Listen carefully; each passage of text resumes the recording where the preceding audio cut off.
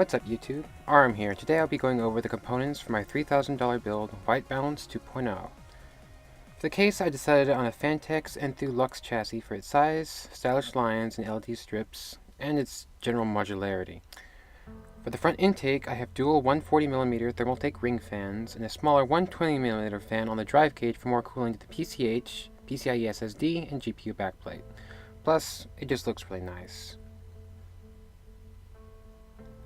In the bottom, I have Be Quiet's new 120mm Silent Wings 3 fan for extra intake and higher positive pressure to keep dust down. The rear exhaust is another 140mm ring fan, and together with the front ones gives this build a really futuristic look, as well as providing a really nice LED glow that negates the need for an LED strip. At the top are the three EK Vardar 120mm fans in a pull configuration as part of the EK XLC Predator 360mm all-in-one CPU cooler. This is a pump and reservoir built onto the side and comes with a CPU block and flexible tubing for ease of installation. However, it is quite massive, and that's why I picked such a massive case for such a massive radiator.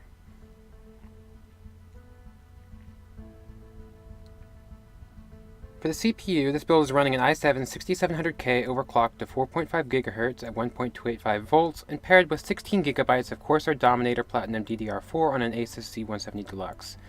This motherboard has a tasteful aesthetic, 16 power phases for crazy overclocking, great audio, and all the expected features like M.2, SLI, and USB 3.1 support. I also installed an EK Twin LED kit here to match the ones in the GPU block. In the rear is a Corsair RM850X with an 80 plus gold rating for ample clean power at a good price. Given the rest of the components, cheaping out here doesn't make much sense. At the heart of the build is the Titan XP with its custom cooling. I have tweaked the memory up to 11 GHz for an effective 528 GB per second of bandwidth, and bumped the core to a stable 2025 MHz for over 14.5 teraflops of compute power. Like the CPU, this acrylic block piece has slots for LEDs which diffuse the light in a really nice way and give the case floor some underglow. Power for the GPU comes from Fantex white cable extensions as well as the 24-pin motherboard and CPU cables. As well as just looking nice, these individual cables are much easier to route than the standard stiffly wrapped cables from your power supply. Now, in the last video, I talked about painting the retention bracket black before I completely reassembled my graphics card. The glossy finish blends in nicely with the existing placeholders for a much more seamless look than just that nickel-plated or zinc-plated steel that the graphics card comes with originally. As for how the whole cooling loop works, the fresh coolant comes down this hose to the GPU.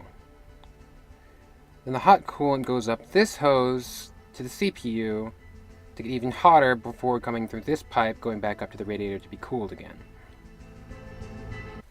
As for overall performance, this card absolutely flies. Now, a single card setup, in my opinion, is still much better than SLI, even in this day and age, where some games, even though they technically support it, will still have frame time issues, just little bits of stuttering that, even if your frame rate is considerably higher than a single card, it can still feel slow if the frame times are stuttery, which is why I love this setup so much. Single card equals 100% scaling 100% of the time. No issues to worry about. Compared to my old card, this thing runs at least 30 degrees C cooler at all times, if not 40 degrees C cooler. In less demanding titles, like this one, the GPU doesn't even break 50C. 4K maxed out, won't even get above 55C with a moderate fan profile. Cooling performance, though, you have to keep in mind this is a 360 loop with only one radiator. The CPU is number 2. It's going to be being fed with hot coolant from the GPU, so it's never going to be quite as cool as if it was in its own loop, or if you had an extra radiator in there between it and the GPU to provide extra cooling. So I wouldn't recommend trying the system with anything hotter than the 6700K.